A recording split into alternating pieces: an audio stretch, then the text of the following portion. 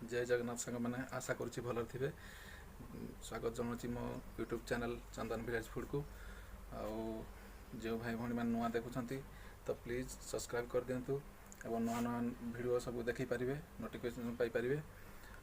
तो आज आउ गोटे भिडर नुआ ब्लॉग चलते देखा कौन आज रोषे हो सांग मैंने आग दुकान काम सरले जाई घर को जा। तो जिलापी 400 पीस अच्छी ये दे सारा घर को पाखापाखि 300 पीस हो आसला आ 100 पीस बाकी अच्छी। तो मुझे सार देकी जी भिडटा स्किप करूँ ना भिडटा फुल देखूँ देखी जानीपारे। तो कौन आइटम हो घर भी देखा।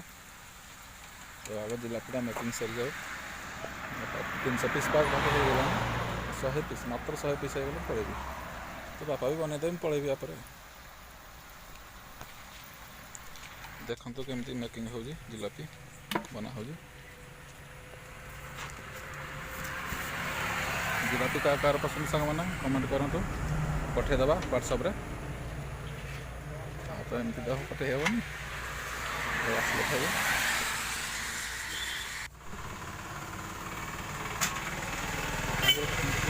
कमेंट करूँ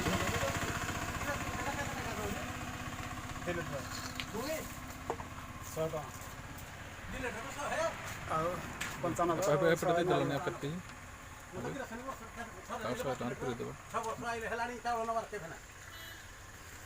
तो ए पाखापाखि होगा मुझे घर को बाहर बापा से अच्छे आडजस्ट करदे पकईदे। तो मुझे टाइम हो गलानी गोटे पाखापाखि घर को जा देखा कौन बाबरे रोषे सरनी बैगण पोटल झोल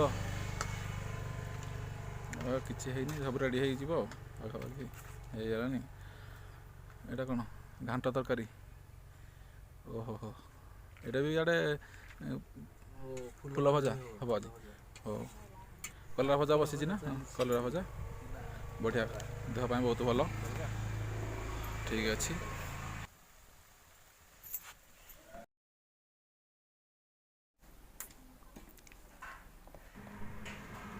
कांकड़ भजा सांग मैंने बहुत भल थिला घांट तरकारीटा भी मस्त होती।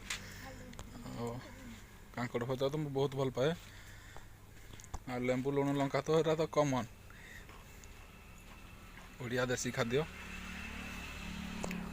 ता सागरे शाग भजाटा भी होती बहुत भल और अंडाटा फेमस पूरा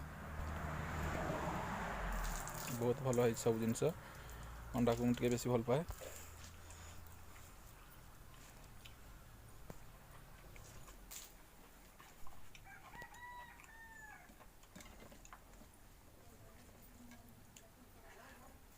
डाली भी फेमस भल होता शाग भजा तो मुझे बहुत भल पाए।